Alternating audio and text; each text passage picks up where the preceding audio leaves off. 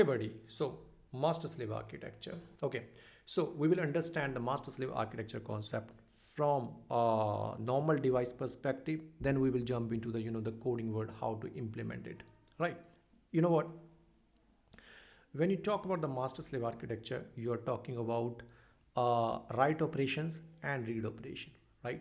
So before we go into detailed implementation, just in simple line, a single line, whenever you wanted to do the write operation, you will put that in the master and other slave databases, right? And when you wanted to read it, right, you will read it from your slave database, not from the master database, right? That is a simple line definition. Okay, now let's go into our architecture diagram and try to understand more deeper. All right, so here we are on the diagram now. So we have two diagrams that we are going to discuss today, two architectural diagram that is built for the master slave concept. Yeah, so over here you see there is one primary device and there are other multiple devices. The primary device we are calling master, and the secondary devices, those multiple secondary devices, we are calling it slave, right? So one master and three different slave, with slave 1, slave 2 and slave 3. Now this is the master slave architecture in simple language, where it use the control model where one master control all the slaves, right? That is how the universe work, where one master can control multiple slave, right? So that is what the master slave architecture is. That's it. Okay, now we will go into the more deeper world. So if I go to the second diagram, let's try to understand so what happens.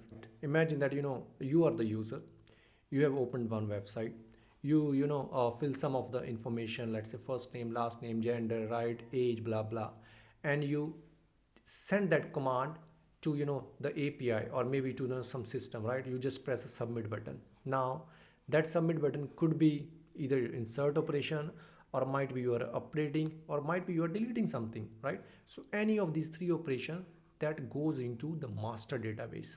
Now how it goes, you maybe know you have React application, you maybe have JavaScript application, or you have Angular application. That is something a different concept. But from the master slave architecture, user just has submitted some request, whether it's insert, update or delete. That data goes into the master database, maybe through front end application, then API application, that is backend, then API to the database. Yeah, that is what the master database store the main information. The first entry, the first information will go to master database. When this is successful, right, then we will write the same copy, we will duplicate the same copy to different other slave database, right? Slave 1, slave 2, slave 3. So we are copying the same data, let's say into three different. So it's not necessarily that there are three. It could be, let's say there are 2, there could be 10, right? Or there could be 100, right? That totally depends on the requirement. But just to understand the concept, let's say we have three different slaves, right? So that means whenever there is information needs to be stored, when you're going to master slave architecture, you have to store at different places. You have to store at one main database, and you have to store, duplicate the same information to different databases. In this case we have three different databases, right? Now let's say these three different databases, the slave database, are not on the same location. One database is in India, second database is in USA, and third database is in UK, right?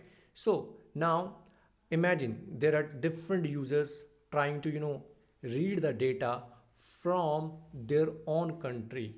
Yeah, so this time let's say a user who is sitting in India, when they will try to fetch some information, it will not go into the master database. Yeah, it will go to their slave database, their secondary database. So all the read operation will happen through the slave database, not through the master database. Yeah, all the write operation will happen through master database, and then the same copy will be held in slave database. Yeah, so when the same when there's a guy who is sitting in the USA, and if that USA person wanted to extract some data, read some data on the website, that request will go to the slave 2, and that will be on the USA server, right? So the nearby location server, it will not go to the India server or the primary, right? Primary is not for the read.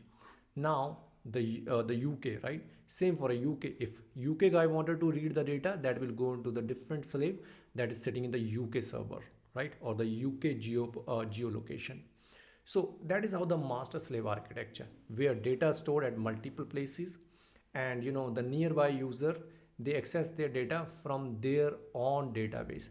And how, what benefit you receive with this? So first, the load is not on the one server, right? So the load is also divided as per the country. Depend on the country, data is being pulled from their database, right? So the load balancing is also done here.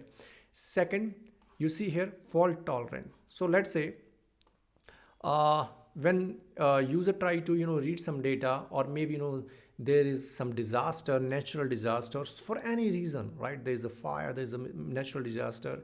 If there is a loss of data from one server, there is a fault tolerance. That means you can still have multiple copies, right, into the different database. So it will be very easy to copy the data from that database to this database. So the fault tolerance is easy here. And then the data safety, the same example, right? If there is some data threat or data loss, it is easily to get a backup because you have stored multiple copies, right? But what do you think? There are some advantages, there will be some disadvantages as well, right? Every time there is some disadvantage, but me as a personally, I don't focus more on the disadvantages, I focus more on the advantages. If that fits into my requirement, I try to implement that, right? But again, for the same operation, it will be little when you are copying the same information into the multiple database, definitely it will be little slower, right? The write operation will go a little slow, but the read operation will be fast. So that is what the master slave concept is. Okay, so I hope you enjoyed this video, right? So if you wanted to hear more about the AI or more about the architecture concept or .NET concept, don't forget to subscribe the channel. Okay, that's all for today's video. I will see you in the next video.